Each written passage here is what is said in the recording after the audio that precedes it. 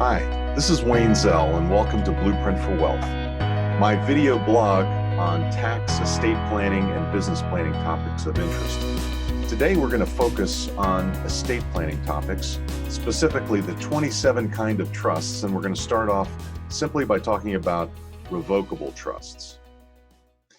Now, it's not 27 Dresses, which was a famous movie, but there are 27 different types of trusts. So what's a trust? A trust is a relationship between the person who creates the trust, the grantor, the person who runs the trust, the trustee, who holds property in trust for the benefit of a beneficiary. And that's the kids, the spouse, the heirs, basically. So the grantor contributes property to the trust, and legal title is held by the trustee for the benefit of the beneficiary. Now, there are 27 kinds of trusts, and we're not going to talk about all of them in this short video, but here they are. However, today we are going to focus on the revocable living trust. Remember, I said you need a grantor to form a trust, and the grantor can also be the trustee in the case of a revocable trust, and also the beneficiary. In the case of married individuals, we might also bring in the spouse to serve as a co-trustee, sort of like joint ownership of assets.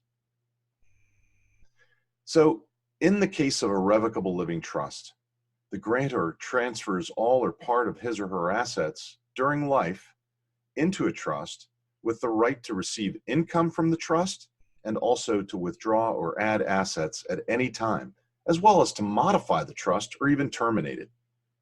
It's ignored for both income and estate tax purposes, which means that for your lifetime, it uses your Social Security number.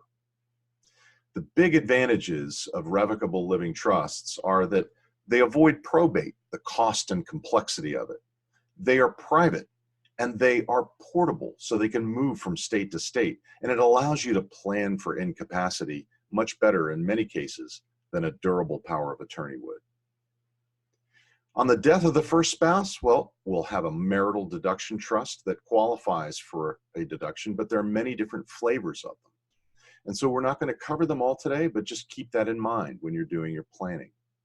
If you have enough assets, you could use a family trust to shelter any assets in excess of the federal or state estate tax exemption from tax. The current federal exemption is $11.4 million, and check with your local jurisdiction as to what the state estate tax would be. In a family trust, where we try to shelter the assets from estate tax in both the first and second spouse's death, we can structure it, again, in a variety of different ways. Most commonly, it's done for the surviving spouse.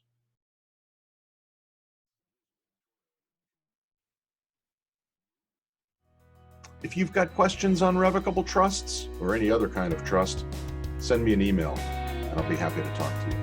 Also, visit my content site, blueprintforwealth.org, for more content and more interesting information on estate, business planning, and tax planning. Have a great day.